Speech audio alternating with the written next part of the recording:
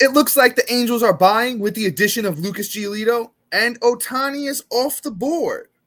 With trade talks heating up, we will talk about the hottest trade rumors, so join us on today's action-packed episode of Locked On Fantasy Baseball as we talk trades and rumors. You are Locked On Fantasy Baseball, your daily fantasy baseball podcast. Part of the Locked On Podcast Network, your team every day.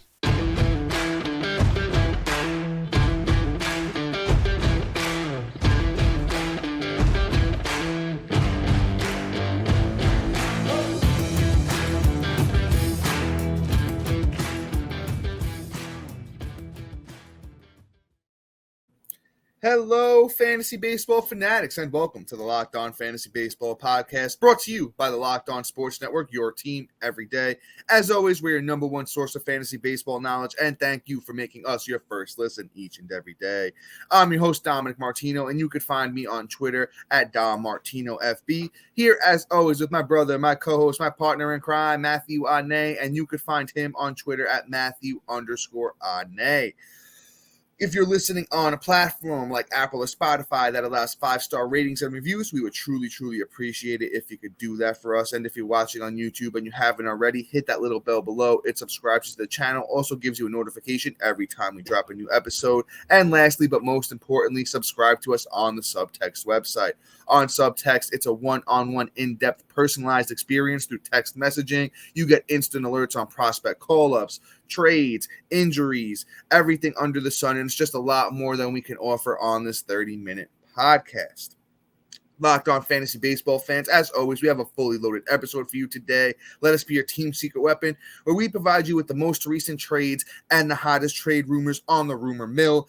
Matt, who do we got up first, my brother?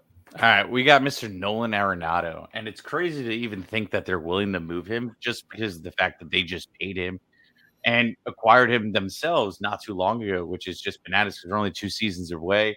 But yet you're saying they're ready to go and move on, which is just absolutely bananas. I mean, the team hasn't been what they said they were going to live up to. But man, oh man, I could see it too. I mean, they have a lot of young prospects. They're ready to roll out. I mean, Jonathan Walker was the first of many. So, I mean, why not? Jonathan Walker, man, that's your boy, too. Jordan Walker. I'm sorry. I had a few drinks tonight. Jordan Walker over here, it was the start of it. And, I mean, Nolan Arenado should be staying. But if he moves, there is a trade rumor out there that the Dodgers might go out and acquire him. And quite honestly, Dodgers, like we said last week, that they have a lot to offer. There's plenty of prospects along the way with Michael Busch, Grove, and all the other ones out there. Why couldn't they get a deal done? It's just a matter of, do you think the Cardinals are ready to give up on that 1-2 punch of, him and Goldschmidt? If anything, I foresee Goldie going before I see Arenado going because of the age and just a matter of contract, things like that. But, I mean, who's to say anything happens at this time? This trade deadline could be absolutely bananas. Arenado can completely throw a wrench into all our predictions going into the trade deadline. Yeah, Matt, great take on Arenado. The Dodgers are loaded with the prospects. We've seen Bobby Miller. We've seen Gavin Stone, Bush, Andy Pages. I can probably go on for another 5 minutes. I mean, Sheehan, of just all these prospects that the Dodgers have. We've seen quite a few of them in the majors this year already. And with the Cardinals being, after their fall from grace from last year, they're 46-57, 11 games out of first. They're behind the Brewers, Reds, and Cubs. If you predicted that coming, man, you need to go to Vegas and start laying bets because I did not see that coming, and I don't think a lot of people did. Nolan Arenado, man, just in general, he's still a stud. He's still one of the best players in the game through 98 games this year. Arenado, 380 at-bats, 48 runs, 19 doubles, 2 triples, 22 bombs, 77 RBIs, 2 steals, 287 batting average. And there's probably going to be a lot of suitors for him if the Cardinals are selling. And as Matt said, I'm on board. If they get rid of Arenado, what's the point of keeping Goldschmidt? Sell Goldschmidt too, get some more prospects, and just go into that full rebuild mode. And they still have some young players down there in the minors, and some young players on the major league rosters. The Cardinals do. So let's kind of see where things go. Nolan Arenado is officially on the trade block. Let's move on to somebody else. One of Matt's favorite players in the league. It's Juan Soto.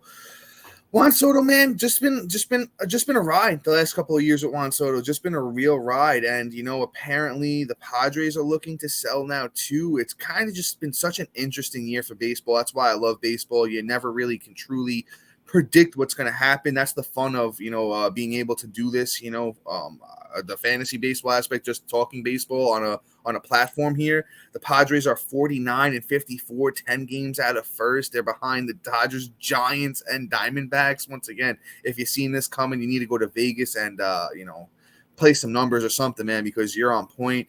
With Soto, there's a lot of different places he can go. I could see, honestly, I think a great landing spot for Soto is the Orioles, even though hasn't been a specific team linked to Soto as far as the rumor mill talking. But I think the Orioles can go out and get him. They have all those prospects that we've talked about, Kowser, Westberg, Kobe Mayo, Heston Kjerstad. Grayson Rodriguez, even if they want to give him up, and putting Soto in the middle of that young Orioles lineup. He can go teach Adley and the rest of them that will stay on the team. Just a real opportunity. I think Soto, I don't know if that's going to fix him. I don't know what's going to fix Juan Soto because he's still, numbers on the year aren't fantastic. He's picked it up of late, got that batting average up to 262. But you know what? We're used to seeing Juan Soto be a 300 hitter. So I don't know. But I would honestly, at this point, I wouldn't mind seeing Soto move on to a different team because the San Diego, whole thing has been a mess. But Soto's still only 24, by the way. Soto's still got a lot of career left ahead of him. Yeah, quite honestly, I think Soto is going to bounce back quite easily. The counting stats are here. I just think that the bat has to be put to the ball and stop flying out. I think is really more of the issue than him really striking out. But let's get into the deep dive of where I think he's going to be traded to, if he's even traded, which I don't foresee happening because they gave up pretty much the whole farm, their firstborn child, and then some. So Abrams. Yeah, exactly. So you think about what the Padres were giving up. I don't know if I see him being moved, but if I do see him being moved, I think the only team that I could see happening is probably the Rangers. They have a lot to give up as well. I like the Orioles take too because there is a lot, but in terms of who's going to be more aggressive to move versus who's going to be kind of more conservative, I could see the Baltimore Orioles being a little bit more conservative. Yes, they want a veteran presence in the locker room, but the cost of going out and getting Juan Soto versus the other guys we talked about last week that were a better fit for the locker room in terms of veteran players, whereas Rangers are looking to go and acquire just every single piece of talent out there and win now, and they have the team to do it. Even beating out the Houston Rockets. God, I did this last night too. The Houston Astros. God, he got it in my head. Thank you for pointing that out. Now I'm stuck with it. Thank you. Anyway, it's the Houston Astros. With the Houston Astros just not being as good as the Rangers this year, I think that quite honestly, if they do go out and get Soto, they can be a serious team that can really be a force to be reckoned with. Quite honestly, there's a lot to come in play. Juan Soto moving there would be monstrous, but again, I don't foresee him even moving at all. Let's move on. Let's talk about Mr. Blake Snell. I'm seeing they're turning down trades left and right, but I do see one possibility. And that's him going to our very own Yankees. Yankees might go out, get aggressive, go get a pitcher, and just say, hey, listen, boom, we're going to give you XYZ, give up a couple pitching prospects, and call it a day. Blake Snell is going to cost him a boatload of money in about 1 to 2 years. And I don't know if they're going to want to pay him while they're paying Musgrove and everybody else under the sun. So Blake Snell may be the right person to move right now, especially with the way he's performed over the last 2 years. So this is the perfect sell high for them. And it's not fantasy baseball. So, get it going. And I think that this would be the right time for Blake Snell to be on the move. Plus, I think they might be able to replace him with a couple other names and be able to fill out their depth as well. So Blake Snell could be a possible Yankee by the end of next week. Yeah, before I hop in here and give my Blake Snell take, and then we're going to talk about a couple of Chicago White Sox guys that might be on the move. We'll talk about a Chicago White Sox player that is officially on the move, and then we got a couple of other smaller trades that we're going to get into here. I need to talk to you about one of our great sponsors, and that's eBay Motors. For a championship team, it's all about making sure every player is a perfect fit. It's the same when it comes to your vehicle.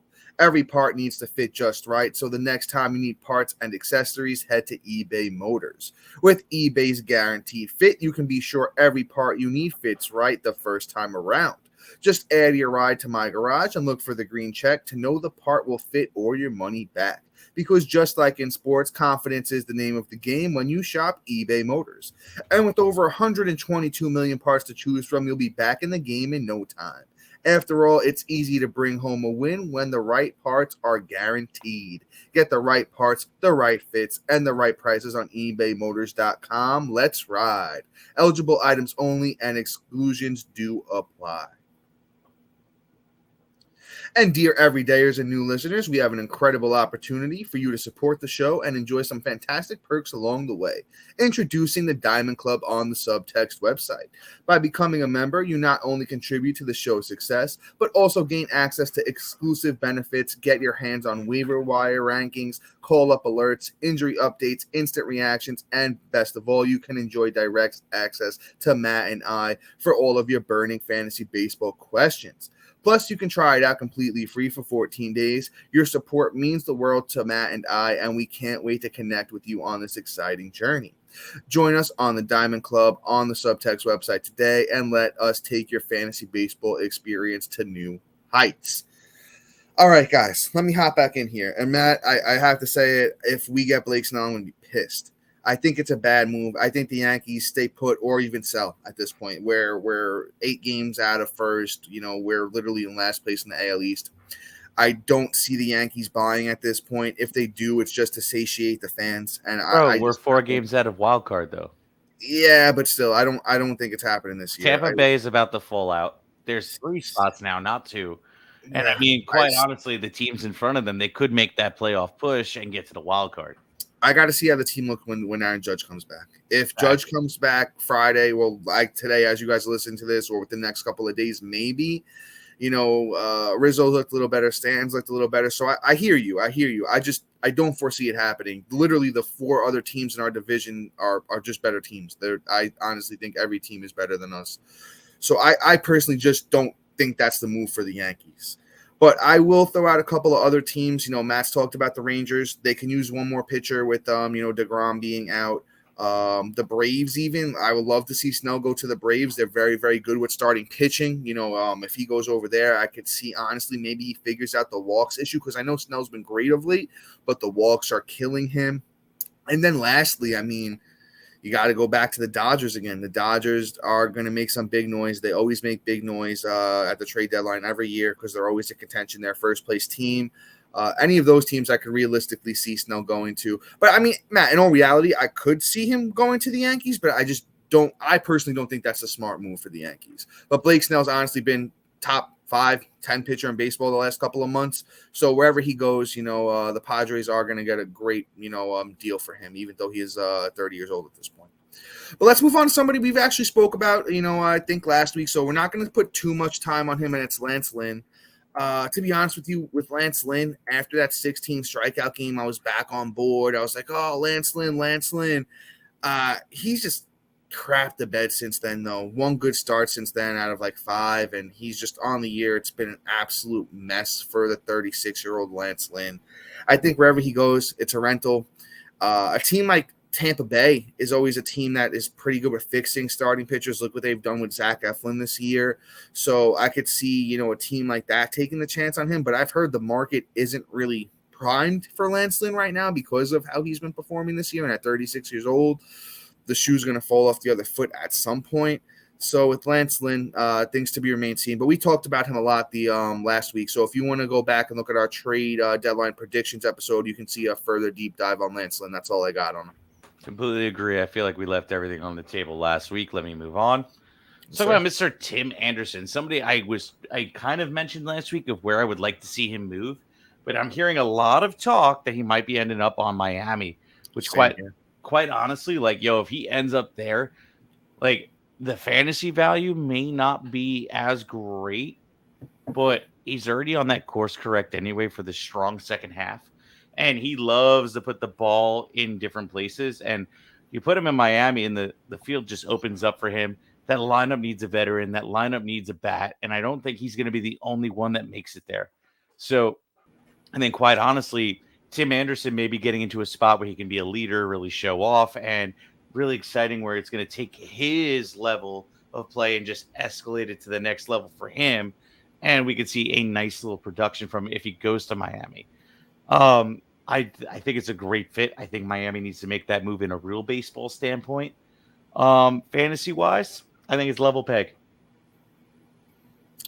Yeah, with Tim Anderson here, I mean, as Matt said, he's been hot of late. Last 14 days for Tim Anderson, 7 runs, 5 RBIs, a steal, and a 378 batting average.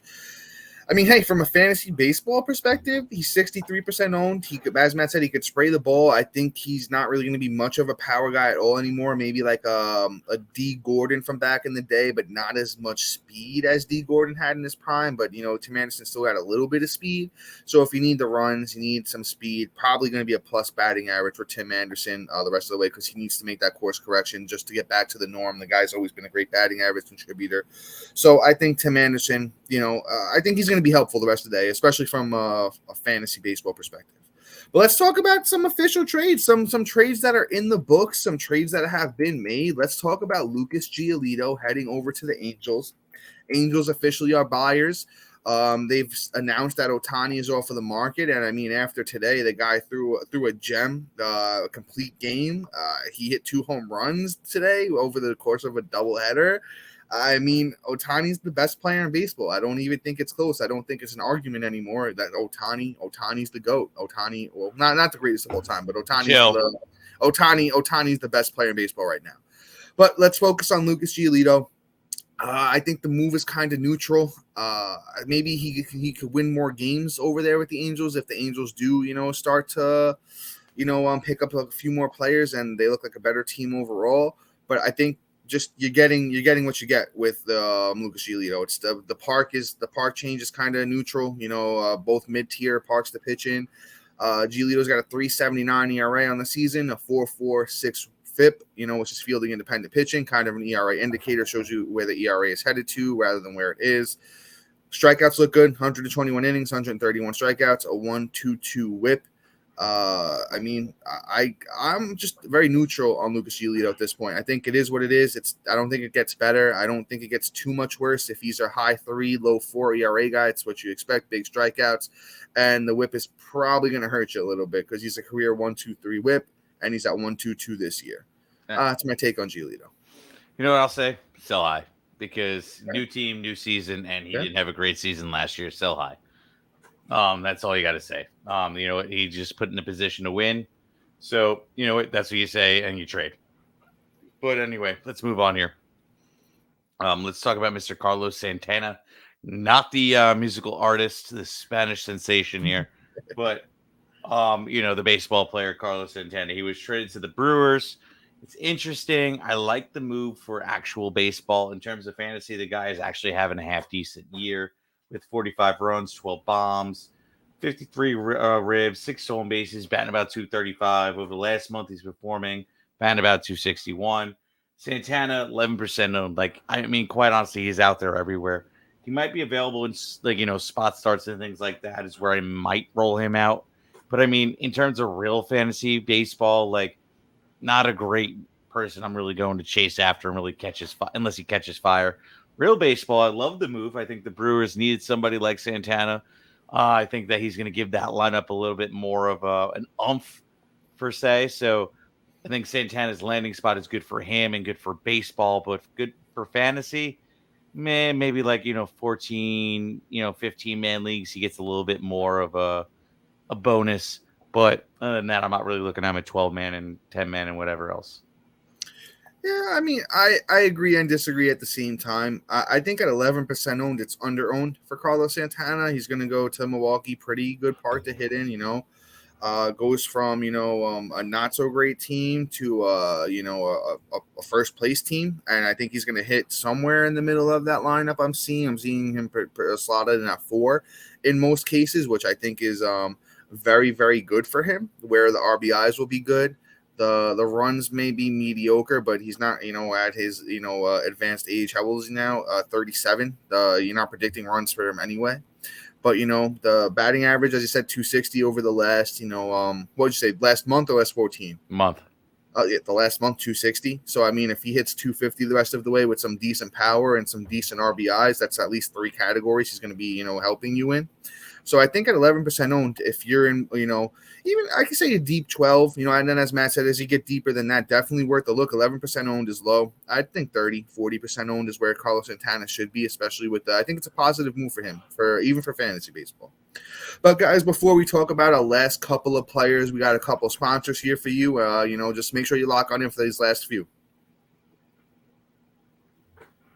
All right, guys, we are back here. Matt, you want to grab the next one? You want me to grab the next one? You go ahead and grab it. I'll talk about this last guy because I hate him. Okay, yes. Well, let's move on here. And I'm not sure I feel about this one. It's Amed Rosario. He's headed over to the Los Angeles Dodgers. And once again, I just don't know how I feel about it. Rosario's having a down year in general. I think the thing is he may run a little bit more there on the Dodgers. The Dodgers are kind of known for letting their guys, loose and just, run the bases. He is pretty fast. Last year, he stole 18 bases through 153. This year, he only has 9 through 94, but he's quick. That's the thing. He is very speedy on the base paths. So if he can get out there and steal a couple more bases, he's a career 273 hitter. He's at 265 right now. But the thing is, too, they did go out there and acquire Kike Hernandez as well, another middle infielder. So I don't know what their plan is. I don't know if Rosario is going to play every single day. I feel like he should. I feel like there's a lot of upside there to be tapped into with Amed Rosario. Currently, I'm looking at roster resources here. They don't have him slotted in as an everyday guy, but he can play shortstop. They have Miguel Rojas slotted in there. I don't know if Rojas is really the answer.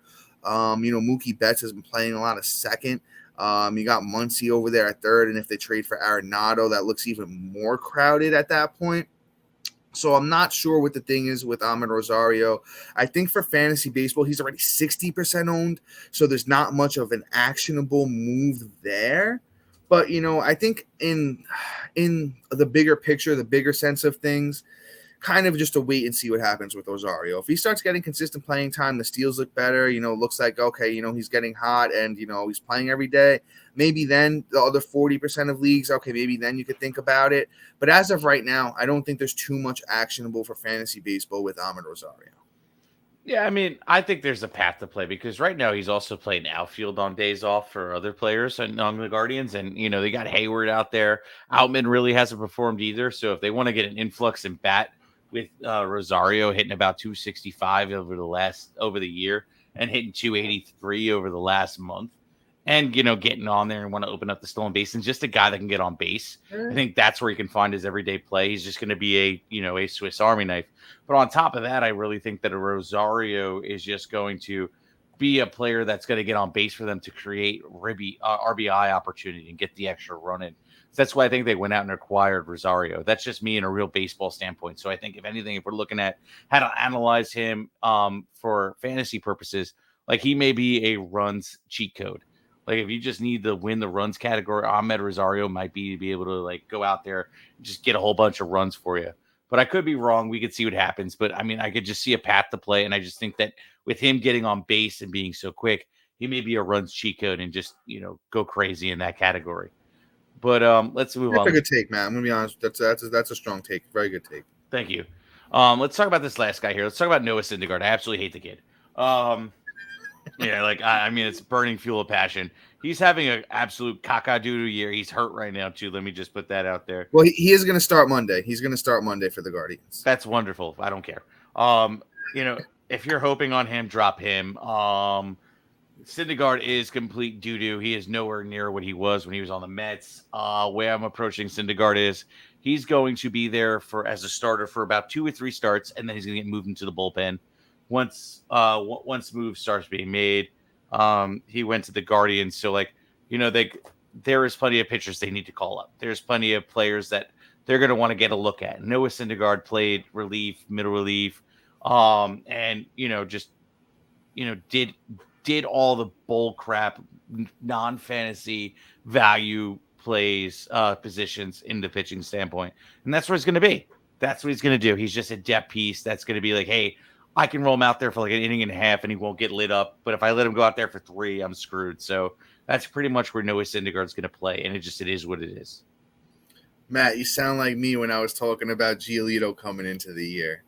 Yeah, that's. And you know what we could bring back real quick, Matt? You got the haterade. Is it there? It's already finished. Yeah, already empty. Exactly. See, that's what I'm talking about. If you guys were with us last year, I should bring it back more often. Mm-hmm. Last year I was talking about how Matt drinks that haterade pretty often for a lot of guys, but the haterade's officially back at this point for Matt.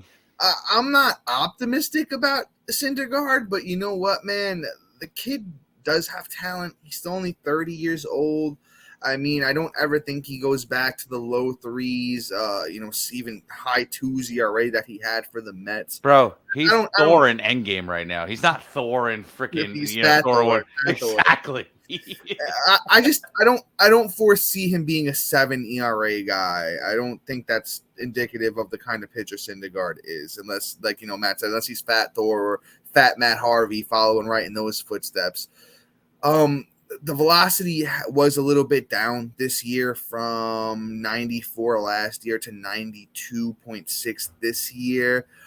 Maybe, as he's getting healthy, the velocity could tip back up. Everything was down. All his pitches across the board were down from like a mile to a mile and a half. But I think there's a chance. I think there's a chance. If you've seen Dumb and Dumber, so you're telling me there's a chance? I'm telling you, there's a tiny chance. It may be in your deep 15s, your AL onlys, stuff like that. 32-man leagues and 32-man leagues, something like that. Because Syndergaard's only 10% owned. So if you're like absolutely desperate, maybe because the Guardians are also very, very good with starting pitching. As you see Bybee this year, Gavin Williams starting to look a little bit better. Look what they did with Shane Bieber. They're kind of just decent pitching coaching over there, so maybe they unlock something here with Thor, but don't bank on it. Don't think he's the answer, because he's probably not. But once again, you might be able to catch lightning in a bottle here. You know what, bro? I'm sorry, I don't mean to cut you off, but I know what I think. Fine, I'm just ranting at this point. The Guardians just have a really good eye to see who could throw the ball really fast and really move. I think they're really good at seeing the movement, and that's what they do. I don't know about like developing their pitchers, because if you look at, for instance, Bieber, he's been on a downward decline instead of like an upward incline of where he was versus now. Like, I mean, I'm just looking at, they don't develop. They just have a really good eye for really good pitching. Yeah, Bieber did have an upward rise, at some point. I mean, now he's getting a little bit older. What is he, like 28 right now? So, I mean, okay, usually that's their prime. Like, that's when they start figuring it out. Bieber came up in 2018, had a 4.55 ERA, 114 innings, and then, the next 4 years in a row, he was a monster. Yeah, but that's every arm that comes up and gets adjusted, and then we're like, okay, this kid's got something special. Like, I drafted him pretty high, and like, boom, he hit. Like, like, what it is like Bieber has teetered off, and I don't mean to go on a Bieber run, but like I don't think they're gonna figure it out for Syndergaard. I think if anything, it's gonna be fun. There's even like a Cliff Lee guy that came up with Cleveland. They like, whether it's they have a good eye for pitching or that they can develop it as well. Those things kind of go hand in hand in a sense of where, if you have the eye for it, you have the eye for, okay, what are these guys doing right that you like about them? And then you could go to another guy and be like, hey, this is what we normally see in pitchers that are good. But I think this is enough about Noah Syndergaard. I don't even know if anybody's listening anymore. They're probably tuned out by now. But if you still are here and you're an everydayer or a new listener, we truly, truly appreciate you tuning in for Locked On Fantasy Baseball. But that's going to be all for us today. Please be sure to like, subscribe, comment, rate, and review. Also, thank you for making Locked On Fantasy Baseball your first listen each and every day. And going into next week, guys, we got some really cool and interesting episodes for you. We're going to mix things up a little bit, so make sure you lock on in for those. But guys, until next week, see ya. Peace.